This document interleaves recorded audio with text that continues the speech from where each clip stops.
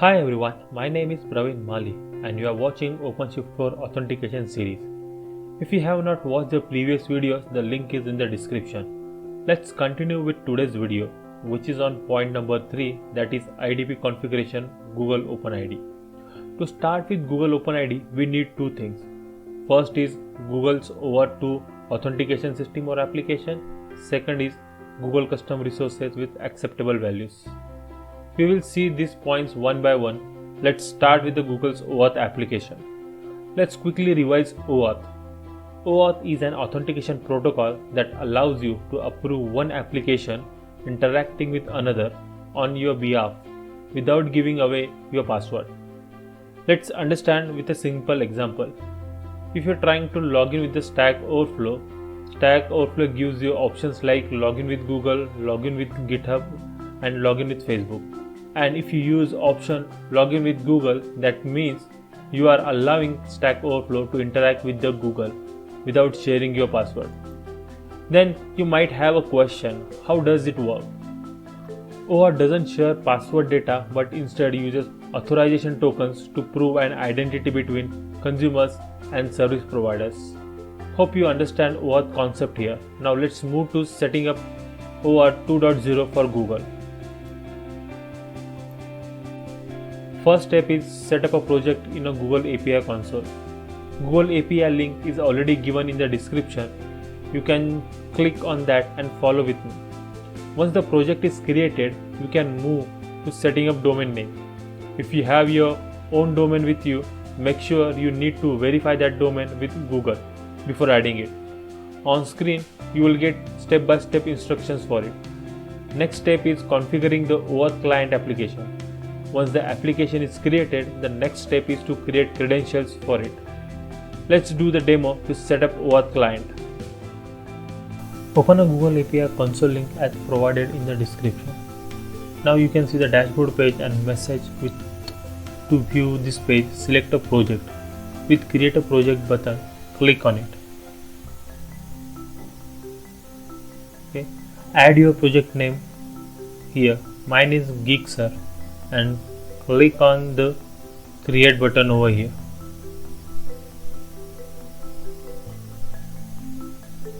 It may take some time. Now you can see notification that project GeekSurf is created. Right? Just make sure you are already in the project which is just created. Yeah, you can see that we are already in a GeekSurf project. Now click on the domain verification tab on the left side. Now click the add domain button and add your domain name such as geeksurf.in. Okay, now it's updating. Okay, now you can see that geeksurf.domain is already added.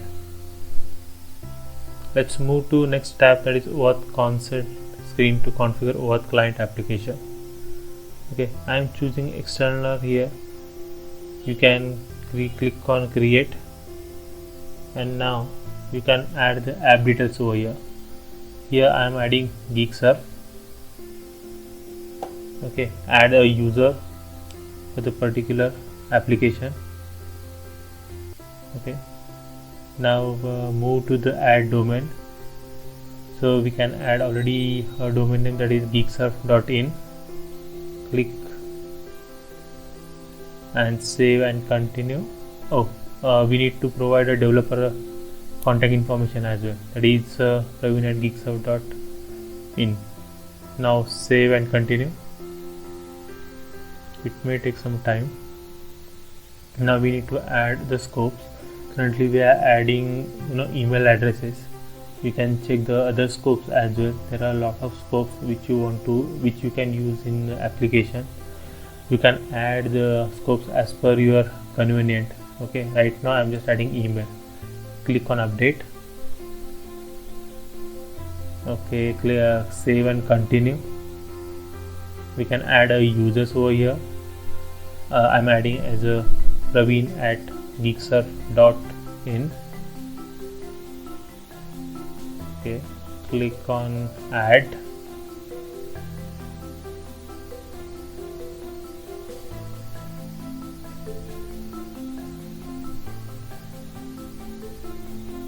Okay, now save and continue. Now here is a summary of what we have added yet. We can verify once again all the scopes and test user, and yes, we can now move to the next tab, that is a credentials tab.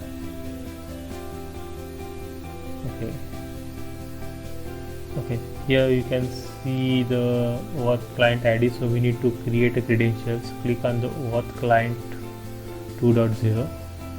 Here you need to select the web application as a type. You can add your web application name. I am adding as a GeekSurf. Okay, add the URI over here. Okay, so I'm adding dummy URI here. We can change it later once we do the demo. So I'm adding as a dummy URI, that is oauth.example.com callback, and you can just click on create. So once you click on create button, it will open a new window saying OAuth client is created. You can see client ID and client secret is created for your application. Even if you can select the application, and here again you can see the client ID and client secret details over here. So yes, maybe, and this link we can change later. So we have seen how to configure an OAuth client for Google. Now let's move to our presentation and see about Google cluster resources. Now we need to create a secret for it. Here is the command: OC create secret generic secret name from literal client secret and secret value, and -n is a OpenShift config. Here secret name is any generic name and client secret value is a value which we just created in a Google OAuth client application.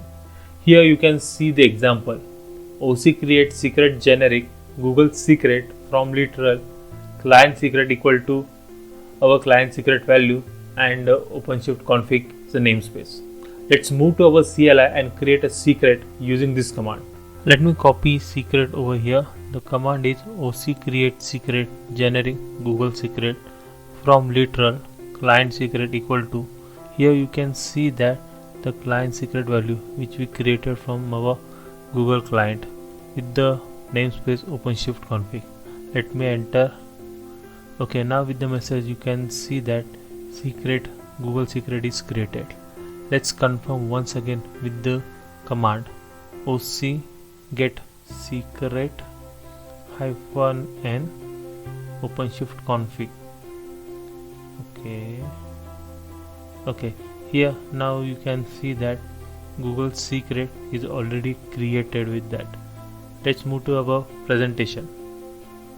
Our next point is to create a cluster resource for Google IDP. Here you can see that it's a more or similar to htpasswd IDP with some new parameters. We will discuss new parameters only, as we already know the rest of the parameters from my previous videos. Here we are adding client ID and client secret value generated from Google OAuth client. Let's move to CLI and configure CR. Just to save time, I have already added the configuration in the spec portion. Please pause the video and configure your environment with the correct details. Save and exit file and wait for all the pods to be in the running state. Now execute the ocgetroute -a command. You can see all the details over here. Now copy the host name for the OAuth OpenShift service.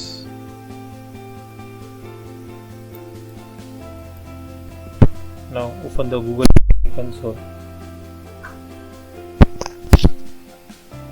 Go to the credentials tab and open the client tab and go to the URI tab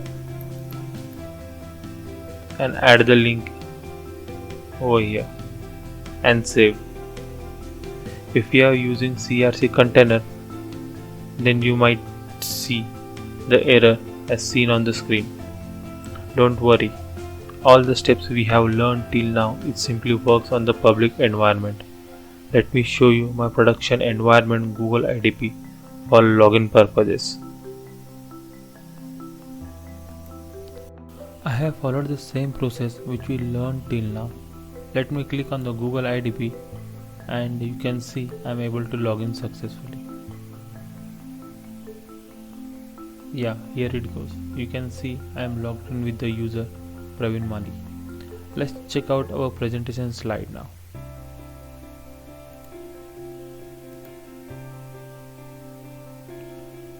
Here you can see the correct URI callback link which you need to add in the Google OAuth client. On the CLI, you can check the user details using command ocget-user ocget-identity. Hope you understood the Google IDP now. With this point, we conclude this video. See you in the next video to learn more about GitHub IDP configuration. Thank you.